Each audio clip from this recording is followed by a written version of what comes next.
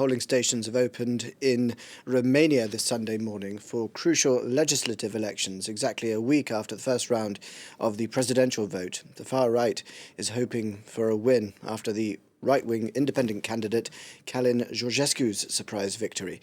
For more on this, I'm joined in the studio now by Andrew Hilliar. Andrew, these parliamentary elections come amidst political turmoil. Tell us more about that.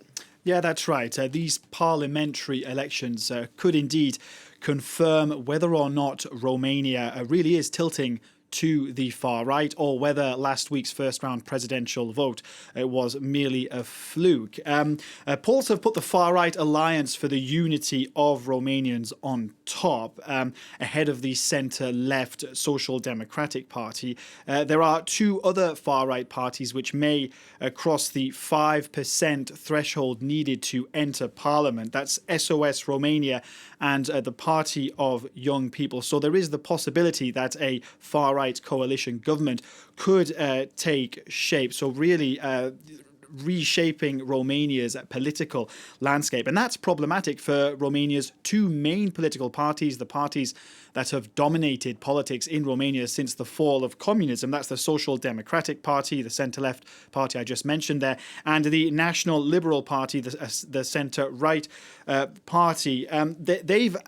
They've been uneasy bedfellows in a coalition government since 2021 in Romania. Of course, in a two-party system, it's common for power to shift back and forth between the two main parties as voters reject the incumbent in favour of the opposition. But in this case, given that the two main parties were members of the same government, some analysts saying that may be one of the reasons that has led to their apparent demise in these elections, because voters have had to lean on other more anti-establishment parties this time round.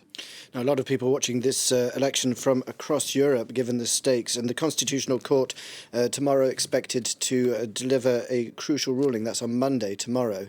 What can you tell us about that? Yeah, Alex, a momentous decision that we're waiting for on Monday from Romania's Constitutional Court. Now, the court will decide whether or not to hold a rerun of the presidential election after the first round was held last Sunday.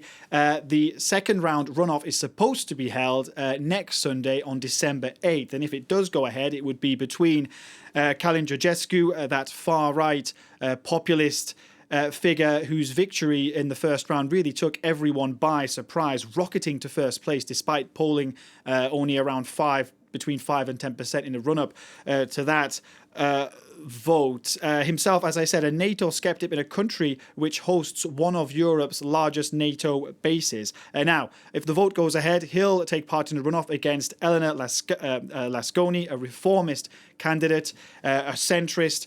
And this ruling is actually based on a complaint put forward by a candidate who dropped out, but the complaint says that votes for a candidate who dropped out before the first round vote were illegally transferred to Elena Lasconi. Now, the court has already ordered a recount of the votes. So if it goes ahead and annuls the first round of the presidential election, that could pour fuel on the political fire in Romania. There's already, a lot of speculation about foreign meddling from Russia. Far-right politicians have presented this as an attempt by the old guard to shut them out of power.